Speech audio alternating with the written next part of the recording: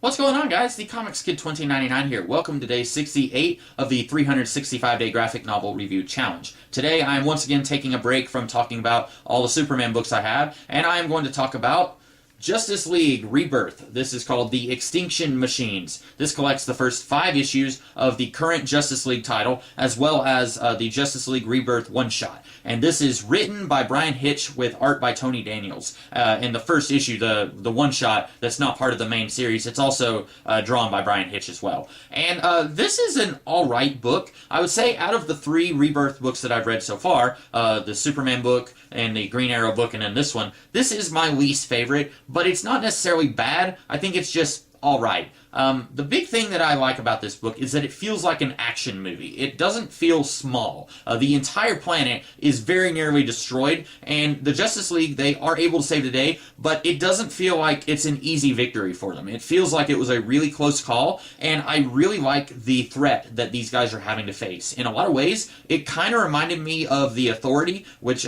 Brian Hitch drew in the first year or two of that series, and it also kind of sort of reminds me of the previous time that Brian Hitch worked on the Justice League, which was in the late 90s, early 2000s when Mark Waid was writing the book. And I really like that this has a world-ending event. It's not a small thing. When you have Superman by himself, you can endanger just the city of Metropolis, but when you've got the entire Justice League together, it really needs to feel like a huge threat. And it does here. Speaking of the threat, I will say that there are aspects of it that don't make a lot of sense, because there are actually 2 separate world-ending things going on at once here. You've got these giant bomb things in the center of the Earth that are causing these giant earthquakes that are going to destroy the planet. And so you've got to deal with that. And then you also got these people called the Kindred.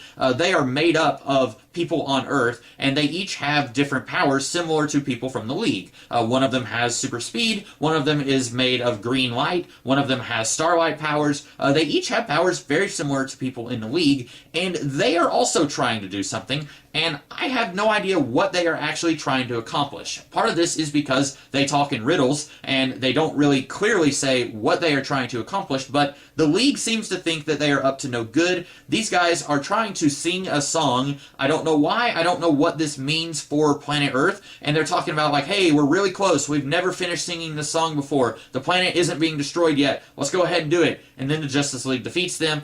I have no idea what these guys were trying to do. I feel like that's probably something that's going to come back in this book. They prophesize something called the Forever Crisis, so I guess we're getting another crisis at some point in the near future. Not really looking forward to that, but we'll see how that's handled. But I really like that this is a huge threat that the League actually has to struggle for. But there's other stuff about it that I'm just kind of lukewarm about. At one point, there are these aliens in outer space connected to either the Kindred who are trying to sing the song or the thing that's trying to destroy the planet. And all of these aliens look like Cyborg. I don't know why, because a year or 2 ago there was a Cyborg ongoing series, part of the New 52, and in that we were kind of told why Cyborg is the way that he is, where the technology that created Cyborg came from, and it has nothing to do with either of these threats here. So we are again kind of rebooting Cyborg for the second time in like 2 years. I don't know if that's going to come into play later in the series also, or if we're going to get a brand new storyline in Volume 2 that has nothing to do with the Kindred or this other thing that tried to destroy the planet.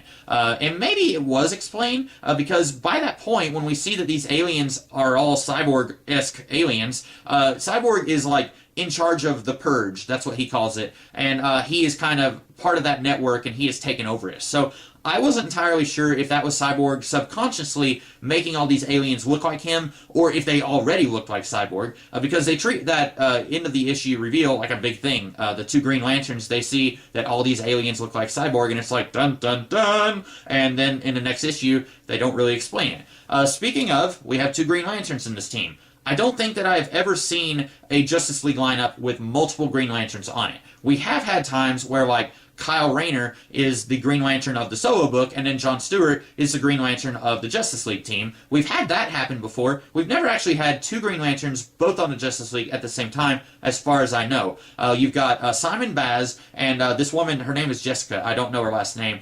They mention it like once. But Simon Baz Apparently no one in the Justice League likes him, but they let him on the team. Like, that's a running thing with this, where every time Flash is talking to them, he's only talking to the woman, and he's deliberately ignoring regarding Simon, he's being kind of a jerk, and I don't like Simon Baz, but I don't understand why the Justice League doesn't like Simon Baz, because at one point he says that they tried to arrest him. I have no idea what he's referencing, and the reason I don't like Simon, it has nothing to do with him. It's the fact that he carries a gun. I think that's one of the most idiotic plot developments concerning any comic book character ever. He has the most powerful weapon in the universe on his hand, and he carries a gun in case the ring runs out. That's stupid, because if he's in the middle of outer space and his ring runs out, he's screwed, and the gun's not going to help him. And if he's on Earth and then the ring runs out, well, the gun's going to run out in a little bit. I don't see him carrying any ammo. And what's interesting is that in this story, he doesn't have the gun. It's not that he doesn't pull it out, it's that he physically does not have it. Because at the back of the book, there are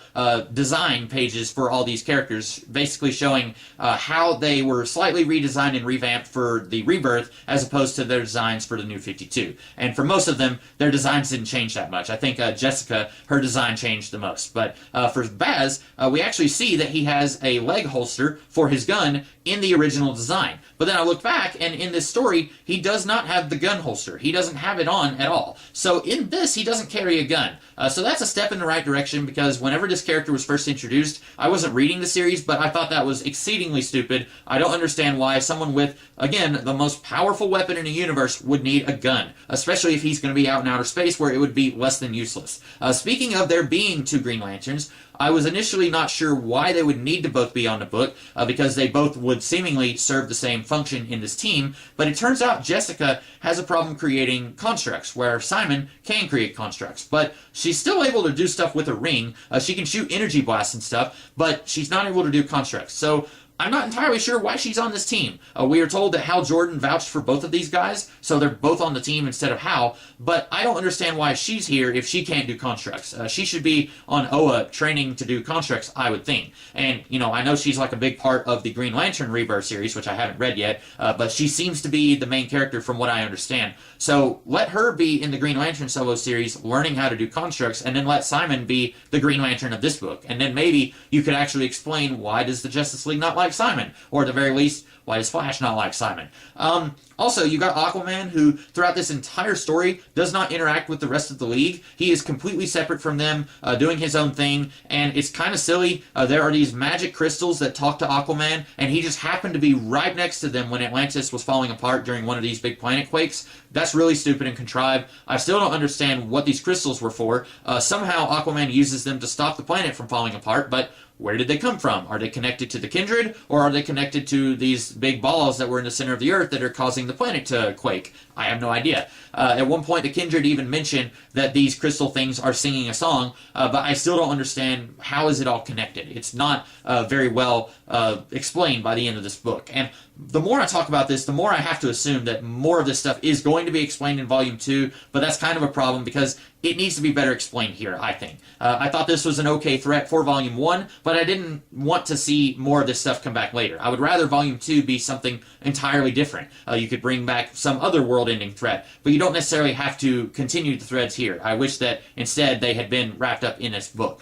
We also have Superman kind of sort of joining the League. I'm not really sure where he stands with them by the end. I wish that we could have seen him be on more friendly terms with the League, because at the beginning, we see that Wonder Woman is kind of grieving, because not only did she lose her boyfriend, the New 52 Superman, who is an entirely different character than the Superman we have here, not only did she lose her boyfriend, but now there's a guy who looks and acts exactly like her boyfriend, but he doesn't have anything to do with her. He's not interested in her. He's married and has a kid, so that's kind of messing around with her a little bit, but then we don't get to see her struggle with that throughout this book. We only get to see her talking about it at one point at the beginning of the book. But I wish that Superman, by the end of this book, was like, hey guys, I want to join your team. But instead it's just like, okay, I'll see you guys around, I may talk to you later. And Batman does not trust this version of Superman, and I can kind of see where he's coming from, because he's saying, this guy has lived on our planet for 12 years, and we didn't even know about him until our Superman died. I don't trust him, he's got to be hiding something. And then Lois is saying, look, you trusted the other Superman, trust this Superman.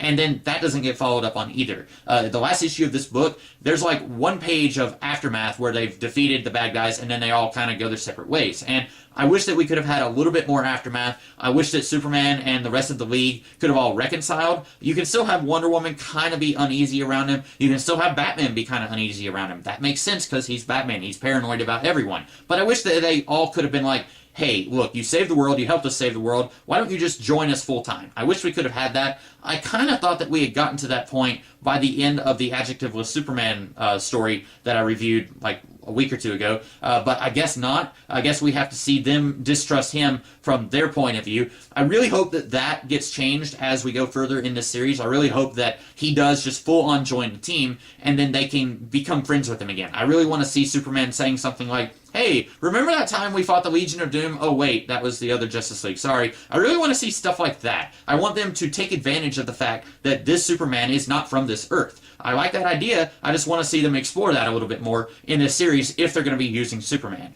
But honestly, I think you could have taken Aquaman out of this book because there's already 8 characters on this team if you count Aquaman. You could have taken Aquaman out pretty easily. I really wish that we could have explained why the Flash doesn't like Simon Baz. I wish that we could have had a little bit more familial ties with this team. One thing that I liked about the Superman Before Truth storyline, which, by the way, was a story that I really hated, but one thing that I did like about that was that the Justice League acted like they were friends with each other. They went to a bar and they hung out and they chatted with each other. This book doesn't really have any of that. It's very dry in that regard.